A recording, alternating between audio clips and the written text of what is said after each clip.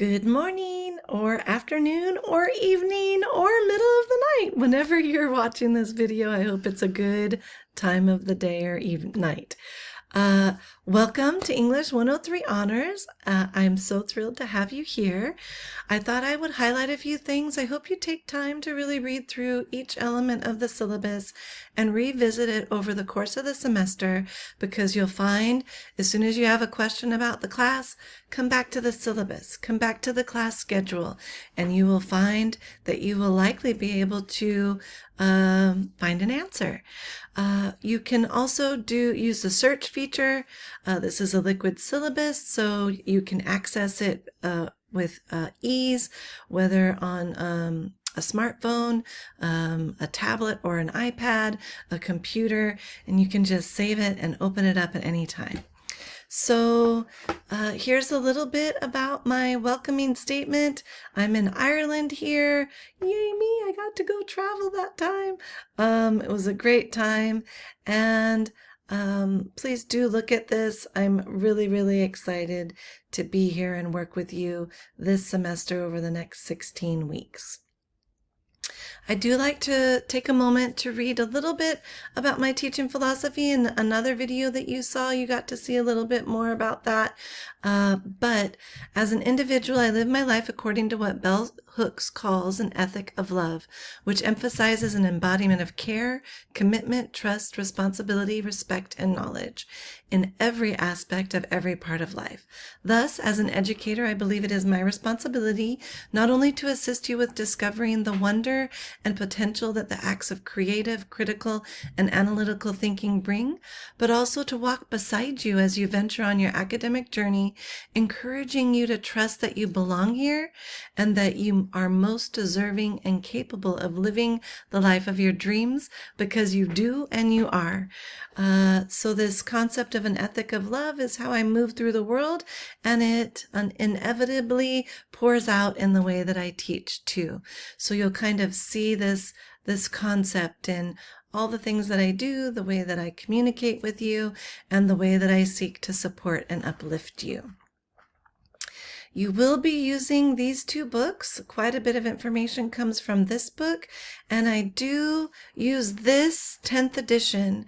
They have done a more recent edition, but I'm sticking with this one right now because it has great information and it's less expensive for you.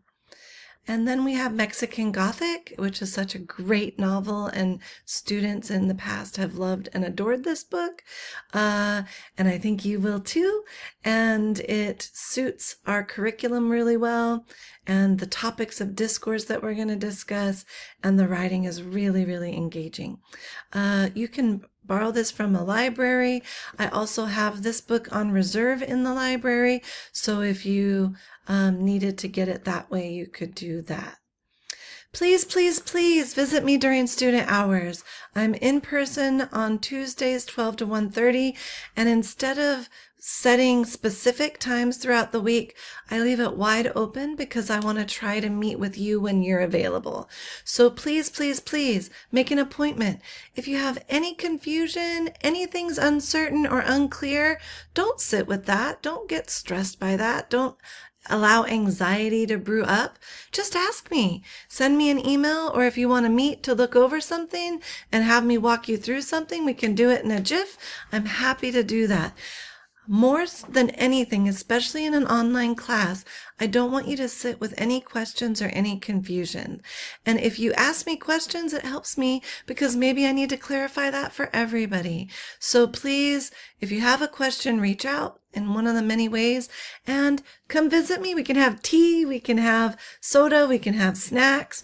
I'm happy to help you brainstorm for thesis statements, outline for essays, revise, edit, look over things with you. We can do that via Zoom too. So I will set appointments in the morning, the afternoon, the evening. I try not to do things on the weekend, but if that's the only time you've got available, I can make that work every so often. So please, student hours are time for you, and I want to be there for you. Here's more about how you can communicate. please take a minute to look at these guiding thoughts for the course. These are sort of overarching ideas for you to keep in mind as we work through the next 16 weeks together. This is really important, this concept of participation. We have the extended due dates for the different assignments. I mean, the grace period policy, where you have your suggested dates and the 1 week grace period without penalty. But please, please, please, anything where you need to engage with your colleagues, please try to get that done by the suggested due date.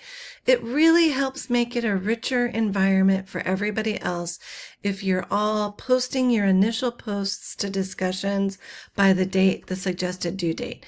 That allows everybody to also have that time to really respond. But if there's not enough people who have shared, then it's hard for everybody to get in really meaningful, timely responses. So if there's one thing that you do first, please make that the discussions, okay? And then if you need to use the grace period, extended due dates, feel free to do that, but maybe use that for other assignments. Now, obviously, if something comes up and you just can't get to a discussion, please feel free to use the grace period, but just please try to get that in on time. And if you do, it'll really help you to be able to do the rest of the assignments for the week as well, because much of the thinking and the discussion that happens is intended to unlock ideas that can apply to the more formal or informal written assignments that you hand in elsewhere. Please take a moment to look at my grading philosophy. I'm not going to read through it. My assignment philosophy: no busy work. Everything has a purpose and a reason. I democratize my classroom, so I let you in on what my goals and hopes are for every assignment, so you can be empowered to actively engage and kind of be ready for and look for what I'm hoping you'll gain from every assignment. So please be active in that way. And then this speaks more to the grace period policy that I just mentioned, so you can look at that at your leisure. This lets you know the types of assignments. It's around week 4 or so. We're going to have something where you collaborate with 1 or 2 other of your colleagues. So please be really proactive with that so that you can meet with your colleagues and have a rich engagement that week. But you can see the different types of assignments, so nothing will be a surprise for you. And then attendance, it's really important that you log on and you're actively turning in and participating each week. So even if you can't get all of the assignments done in a given week, at least do the discussion, okay? And then that shows that you're really still here and active and participating. If you have to take like I said, the grace period for other stuff, do that. But you just logging in and looking around is not attendance. It's not what's counted as attendance for online classes. So you actually need to be doing something more than just looking at things, okay? This is the tentative breakdown, approximations, what you can expect, where your points will be, and then I round up. So there's an extra 5 points toward the end of the semester. Here's some information about financial aid that might be useful to you. And then here's the class schedule. This is really important for you to take a look at because everything's here. So let's say you want to get ahead for a week. You know, you've got all your due dates. You've got what you need to read. You can always start reading for week 2 stuff this week. And then you can see the presentations I'll be sharing with you, the sort of meat and potatoes of the course, what you'll be spending your time with, the reading that you'll want to do. You always want to do the reading prior to anything else. If you do that, it will help you with everything else, with the discussions, with getting more out of the professor presentations, with being prepared to complete the assignments. So you want to be able to do that. So don't forget, this is here. If I notice that we need more time on something, then I will I'll revise this tentative class schedule. That's why it's tentative. Once I get to know you and see what our pace is, we might need to alter things.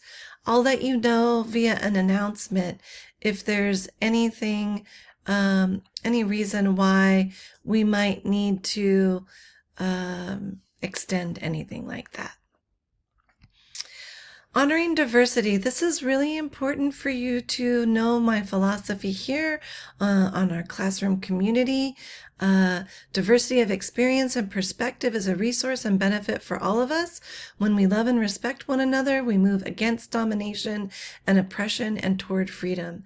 Therefore, it is my intent to create a learning environment that honors and respects individual identities and the intersectionality of identities. So this is really important for us to keep in mind as we engage in open, honest, respectful, and civil discourse that also honors everybody's identity, humanity, as well as the differing opinions. Even though this is a critical thinking, we're going to engage in a lot of meaningful discourse about really controversial and personal topics. And so we need to maintain a high level of understanding and respect for one another as we do that. And so in our communication, we also want to employ the different tools that we're going to be reading about and learning about over the course of the semester so that we are engaging in high-minded argumentation, critical thinking. Okay. Here's some good information about plagiarism, about Turnitin as a tool, and then artificial intelligence and how I see it as a tool, but not something to rely on. Your voice is the most important thing to me, and I want you to gain in confidence in your writing, in your speaking, and in your thoughts. I and your colleagues, you and I both want to know your ideas, not what artificial intelligence has to say. I can promise you that how you say it, how you write it, is so much better than what AI could come up with. So please, if you have any questions about that, let me know. I have some really important services here. I'm also an ally. I do a lot of equity work, and I'm an equity ally. I'm a cisgender, white, heterosexual woman, able-bodied, with some disabilities. But, and I try to use my privilege where I have it to help support others with less privilege or who are marginalized or even prejudiced. There's prejudice against, right? So I'm a member of the Umoja community. For each of these different groups and communities and different groups of people with different identities, I have gone through extensive training to gain resources and learn more about the uniqueness of the people with these identities and in these groups. So I am an ally who can provide you resources. So that's for, you can read what this is about. There's also links to join the community if you're interested. VetNet Ally, same thing here. I've learned a lot about our veterans. I'm particularly interested in sharing my my role as a Dreamer Ally, and I have provided a lot of information here so that you're aware of your rights, both on and off campus, in your car, in your homes, and if you're interested in any additional feedback, please reach out. Safe Space, I'm an ally for LGBTQ plus community. I also am going to post some additional or have some additional resources for the LGBTQ plus community, particularly trans identifying people, on our Canvas site. And then here's some information about gender equity that I need you to be aware of.